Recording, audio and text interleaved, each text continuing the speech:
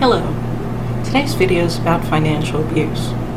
Financial abuse is a little-known type of abuse that narcissists often use in their victims. It's a very effective way to keep someone under your thumb, after all. Just for convenience sake, we'll assume in this video that the financial abuser is male and the victim female. But really, women can be financial abusers as well. While dating, a financial abuser obviously can't have the deep level of control that a married financial abuser can have. However, he can still exert some control. It starts small, like maybe asking to borrow $20 until payday. Most people experience this at some point, so that in itself isn't really a red flag. Plus, it's only $20, not a big deal. But then, as time goes on, he needs more and more until payday, maybe $50 or $100. Or maybe he asks to use your credit card, claiming he'll pay it off soon. The problem is, though, he never pays that money back.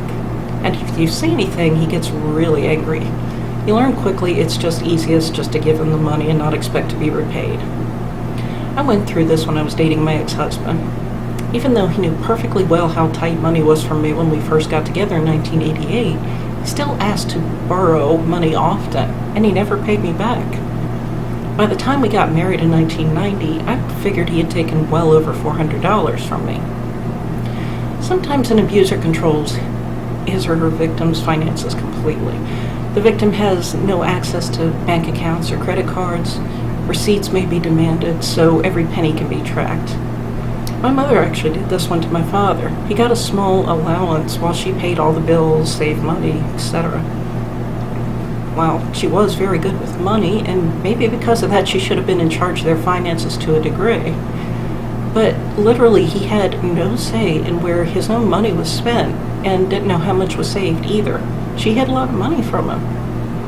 Now my husband and I have a kind of similar arrangement, but we have the healthy version. I tell him where every penny I spend goes, even though he doesn't ask, and no, he does not get an allowance. I also pay the bills, but he knows this and has no problem with it. He also has full access to all accounts too, just like I do. Sometimes financial abusers prevent their victims from working.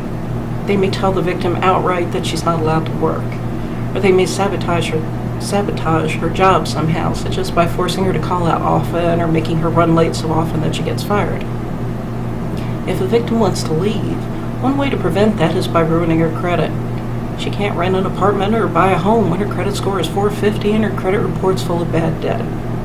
A financial abuser can ruin his victim's credit by charging up her credit cards or taking out loans in her name, then not paying the bills. Some male financial abusers also keep their wives pregnant as often as possible. They may even sabotage birth control. No matter how employable a woman may be, financially sometimes it just makes sense for her to stay home with the children rather than pay for expensive daycare. These abusers get what they want by doing this.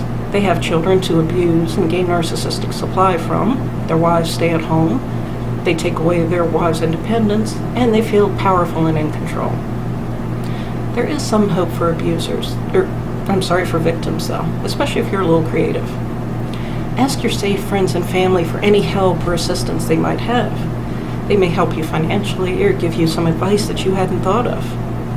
Local churches or domestic violence hotlines can help as well. Look into requirements for getting food stamps and public assistance too.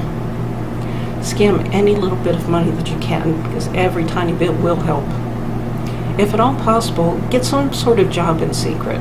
Maybe babysit while your husband's at work or walk dogs. If your credit's bad, get a secured credit card to help you reestablish your credit. A secured card is one that you send money to and then you use it to pay for things. Since there's no risk of customers not paying their debt, companies give these cards out very freely even to people with less than stellar credit. And they do help to build your credit back up. Most of all, never ever forget to pray. God will help you to find ways to escape this insidiously abusive situation. I wish you the best. Thank you for watching my video.